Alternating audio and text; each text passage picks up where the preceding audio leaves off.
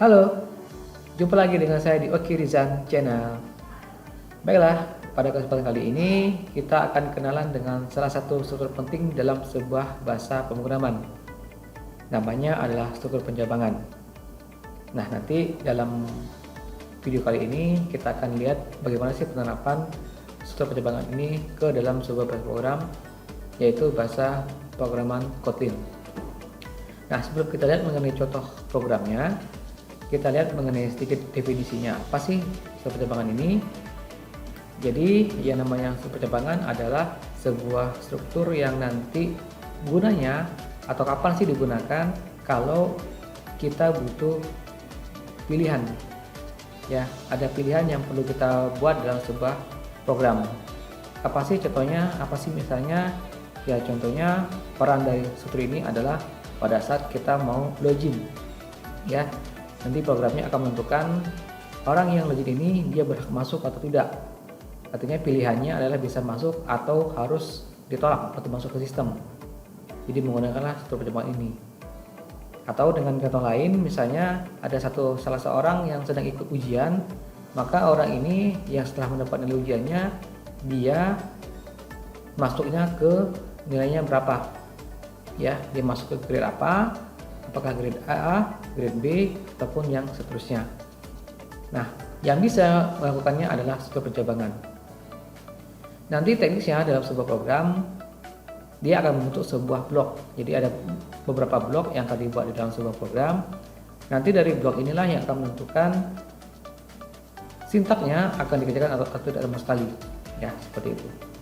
Nah, untuk penjabangan ini dia punya ada banyak struktur, walaupun sebetulnya ini sudah baku ada di beberapa bahasa pemrograman dan hampir sama ya di semua bahasa program. Paling nanti bedanya adalah proses ataupun bentuk tanda bacanya. Nah, sekarang langsung aja ya kita lihat contoh programnya. Saya akan buka menggunakan aplikasi Intellis IDEA. Oke, jadi seperti yang saya singgung tadi, untuk bahasa ataupun struktur penjabangan itu ada banyak. Nah, kenapa ada banyak? Itu tergantung dengan jumlah pilihannya, ya. Jadi kalau pilihannya ada cuma satu, maka ada bentuk sendiri, ya. Ada struktur sendiri. Kalau ada dua pilihan, maka juga nanti ada bentuk ataupun struktur sendiri. Ataupun ada yang lebih dari dua, itu juga ada bentuknya sendiri. Nah, sekarang kita lihat untuk yang pertama.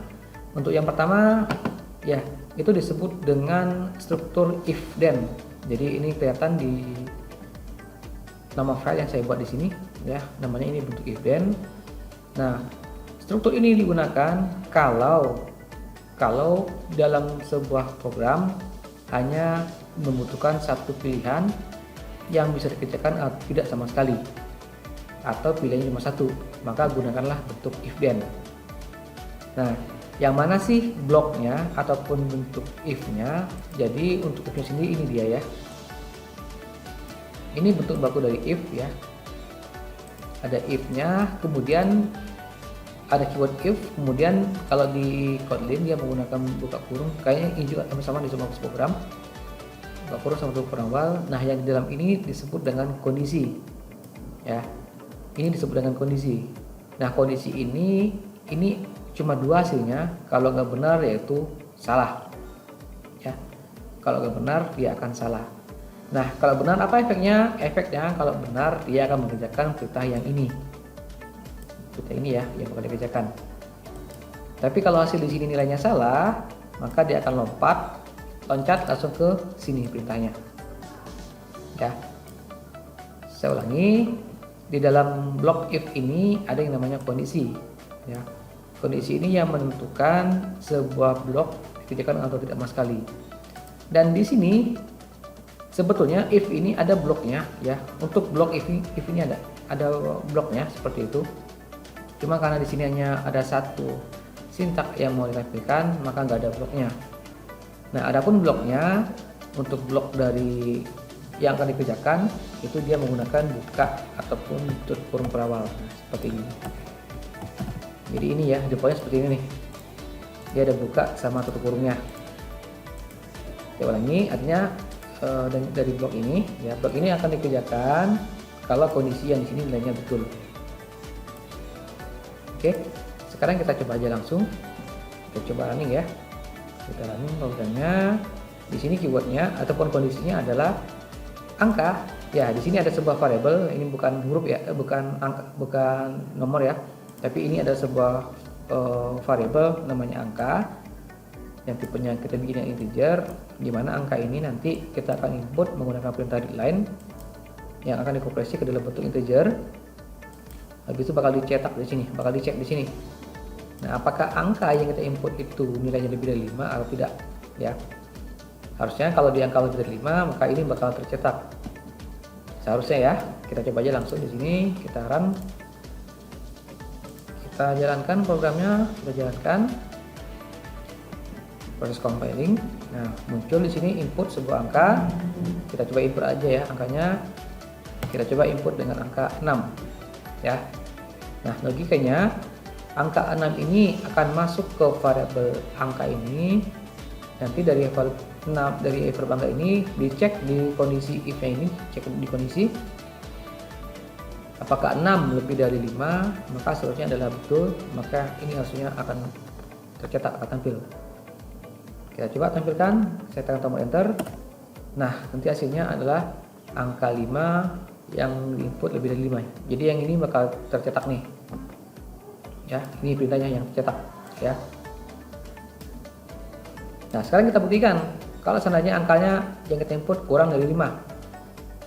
Kita input angkanya kurang dari 5, misalnya saya input dengan angka 4. Saya enter, maka perintah ini nggak bakal keluar, muncul ya. Jadi di sini kondisinya salah, false. Jadi blok ini nggak bakal dikerjakan sama sekali. Selesai dia, langsung muncul tulisan selesai di sini ya. Salah langsung loncat ke perintah selesai. Ya. Jadi ini yang bentuk if then. Jadi pilihannya cuma tunggal.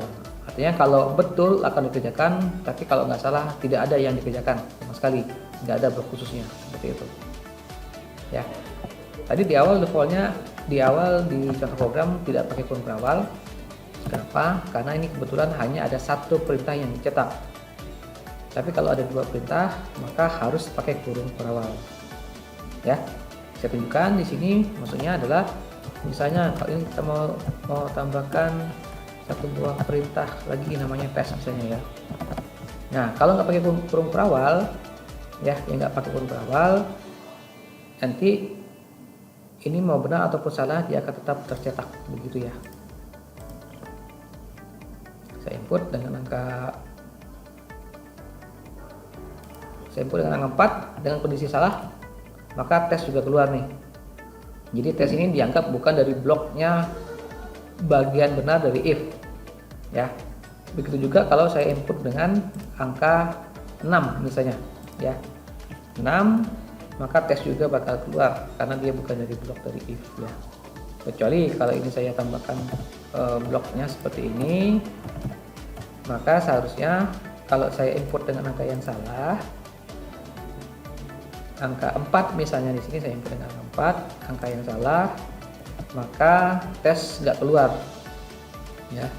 Tulisan tes ini nggak keluar karena ini akan muncul, baru muncul kalau kondisi di sini hanya benar ataupun true ya. Nah, ini bentuk if then. Nah, sekarang kita lihat bentuk yang kedua, namanya bentuk if then else ya. Nah, yang ini bedanya adalah dengan yang pertama tadi, ini digunakan, simpelnya adalah digunakan kalau ada dua pilihan dalam sebuah program. Jadi kalau dia betul ada bloknya sendiri, kalau salah dia ada bloknya sendiri. Jadi masing-masing mau salah atau benar ada masing-masing blok yang dikerjakan. Nah, di sini keywordnya, kalau yang tadi if dan cukup if, nah ini ada keyword tambahan namanya else. Di sini ya, ini namanya else nih, ini keyword tambahannya. Nah, kapan dia dikerjakan? Jadi tergantung dari kondisi ya. Dalam kondisi yang ini, kalau kondisi di sini nilainya adalah benar, kalau dia benar, maka blok ini bakal dikerjakan. Ya. Kalau kondisi ini yang di sini salah, maka ini bakal dikerjakan. Coba ini, kalau kondisi di sini nilainya benar, maka ini akan dikerjakan. Kemudian dia akan langsung loncat ke selesai. Begitu. Tapi kalau di sini nilainya salah, kondisinya nilainya salah ataupun false, maka yang ini bakal dilompati kan nyetak yang ini nih. Yang ini sekaligus nyetak yang ini. Ya. Dan ini sama saja dengan contoh yang tadi ya, maksudnya sama saja. Dan ini kenapa tidak pakai blok pembatas ya, nggak ada blok if benar atau salahnya, karena kebetulan yang dicetak hanya satu aja ya. Kalaupun lebih dari satu pakai kurung kurawal seperti yang tadi, seperti yang ini ya. Gitu. Nah, kita coba saja di sini ya. Di sini ada dua pilihan, saya tampilkan, ini saya jalankan. Kita coba masukin dengan angka 6. Angka 6 begitu, input dengan angka 6, maka yang tercetak adalah ini ya. Cetak yang ini dinampilin angka yang input adalah 5 dan tulisan selesai. Yang ini nggak dikejar sama sekali. Ya, yang ini nggak dikejar sama sekali. Karena dia sudah betul di sini langsung lompat. Nah, kebalikannya kalau kita jalankan dengan perintah dengan dimasukkan dengan angka yang kecil, kurang dari 4, kurang dari 5, kita masukkan angka 4 misalnya ya, maka yang tercetak adalah angkanya kurang dari 5 dan muncul tulisan selesai. Nah, gitu ya. Jadi inilah bedanya. Ini bentuk if then else. Nah, kapan ini digunakan? Kalau pilihannya ada dua pilihannya. Ya, ada dua pilihan. Nah, berikutnya kita lihat contoh yang ketiga, namanya nest if. Nah, bentuk ini disebut nest if, artinya if bersarang. Dan ini kapan digunakan? Nah, ini digunakan kalau pilihannya sudah lebih dari 2 ya. Kalau pilihannya sudah lebih dari 2. Apa misalnya contohnya? Contohnya seperti misalnya mau cari grade nilai dari A, B, C, D, E ya, misalnya itu sudah lebih dari 2, maka pilihannya sudah menggunakan as if ataupun if bersarang. Nah, keywordnya adalah ada tambahan. Kalau karena dia lebih dari 2, maka di sini ada namanya adalah else if ya. Ya, ada namanya else if supaya untuk bisa lompat ke yang berikutnya ya. Ini yang paling terakhir nih, yang paling else, yang paling kalau nggak ada yang ketemu yang benarnya apa begitu. Dan ini contohnya kita menggunakan operator and. Ya, operator and ini kalau seandainya di antara kedua ini dia posisinya adalah betul ya, benar. Ya, kita coba saja di sini langsung. Dan di sini yang jadi kondisinya adalah kita kasih ranknya. Kalau if pertama itu kita input dengan angkanya 10 sampai dengan 20 ya. Ya, atau juga bisa menggunakan minta ini. Ya, ini maksudnya untuk ngecek yang angkanya 0 sampai dengan 10. Atau dengan cara lain dapat juga diganti dengan kayak gini perintahnya ya, sama saja. Ya, ini untuk yang di nest if seperti itu. Kita coba aja di sini langsung kita run. Saya masukin angka misalnya angka 15. Nah, 15 itu harusnya masuk rank yang ini. Maka begitu di enter, nah dia muncul yang ini ya. Dia muncul yang ini, kemudian muncul yang selesai. Jadi begitu betul yang ini, dia lompat langsung ke selesai. Sama halnya kalau kita input yang ini, kita input kalimat yang ini, kita masukin dengan angka 6. Nah, 6 antara ini ya, di sini dia ringnya harusnya di enter, maka harusnya muncul yang ini ya. Nah, antara betul ya, ini bentuknya dan 10 itu muncul yang ini bakal pasti cek di sini, ternyata salah, lompat ke sini. Nah, betul, cetak yang ini baru lompat lagi ke sini, selesai. Nah, yang berikutnya kita lihat, saya masukin dengan angka misalnya di atas 21 ya. Kalau dari rank ini nggak masuk harusnya, maka yang muncul adalah yang ini dia baca yang paling bawah, kondisi yang paling bawah atau blok yang paling bawah, dan muncul tulisan selesai begini ya. Nah, kemudian ini juga bisa kita gunakan pakai ini ya perintahnya. Kita coba saja kalau ini untuk rank ya. Kalau rank bisa dipakai seperti ini. Kalau di Kotlin kita coba misalnya seperti ini, angka 9. Ini kita ganti bisa menjadi angka in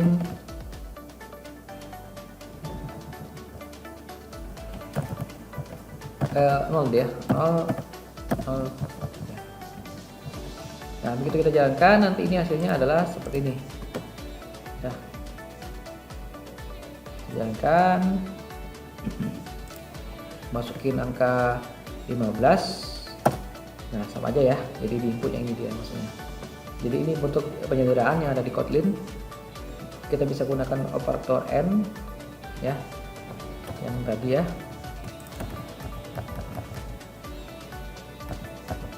Ya, bisa gunakan bentuknya seperti ini atau bisa seperti ini.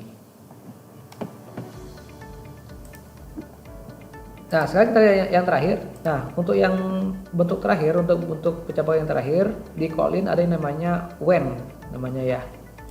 Ini bentuk lain dari switch case kalau di Java. Ya, bentuk lain dari switch case yang dari Java, kalau di Kotlin namanya when. Ya, ini biasanya kalau di kita untuk biasanya ya gampang ya, simpelnya switch case ini untuk kondisinya kalau menggunakan operator aritmatika dia menggunakan operator sama dengan ya. Nah, di sini pakai when. Nah, bentuknya seperti ini bentuknya ya. Kita ada kata kuncinya when, kemudian apa yang mau kita cek di sini. Ini sebagai contoh kita pakai variabel namanya kode hari. Dan di sini yang jadi kondisinya adalah yang dicek adalah angka yang input antara 1 sampai dengan 7. Begini ya. Jadi tergantung dengan ini angkanya berapa, ini untuk yang angkanya fix ya, seperti ini. Oke, kita jalankan coba di sini. Kita run.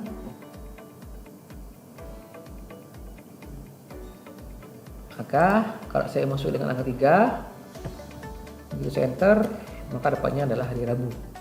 Ya, hari Rabu seperti ini. Jadi kalau di Kotlin dia menggunakan when, tapi kalau di Java pakai switch case. Ini bentuk lain dari switch case di Kotlin ya. Oke, sekilas mengenai penjabangan. Jadi kalau yang bentuk pakai if then ini kalau untuk yang pilihan tunggal, if then else ini bentuknya kalau pilihannya ada 2. Else if ataupun if besaran itu kalau pilihannya lebih dari 3, atau bisa menggunakan bentuk when yang ada di Kotlin. Ya, demikian contoh struktur pencabangan yang ada di bahasa pemrograman khususnya Kotlin.